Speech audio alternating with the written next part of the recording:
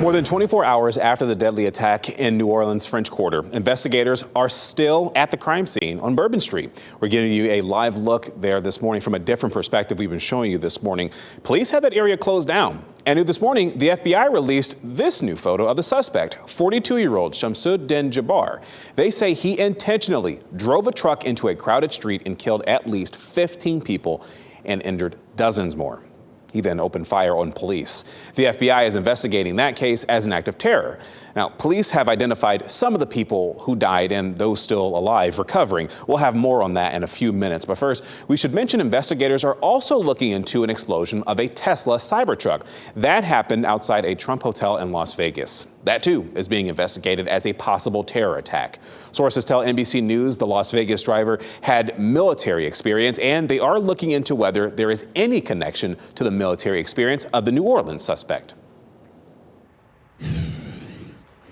And happening right now in the WRAL Live Center, we're learning more about Jabbar. We're learning this morning that he pleaded guilty to DUI charges here in North Carolina back in 2015. CNN is reporting this. They say Jabbar pled guilty to 2 charges, including driving under the influence in 2015. He had also driven under the influence of an impairing substance in November of 2014. Documents show that he was driving with an open container of alcohol. He was charged with a level 5 DWI. His driver's license was suspended and he was placed on probation for 12 months. He was also ordered to have a substance abuse assessment and also treatment that he was required to pay for.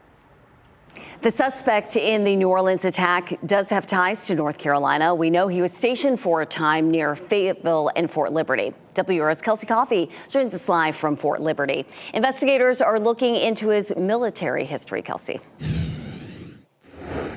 Yes, Renee, and this morning we're learning new information about Shamsuddin Jabbar. You just heard that from Michelle a little bit earlier, and now we're also learning more about his ties here to Fort Liberty.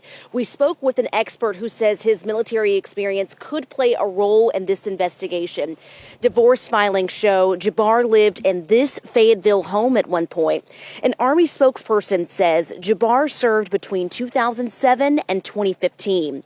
We found this photo from 2013 on the 82nd Airborne's Facebook page. It shows a soldier, later identified as Jabbar, working in IT.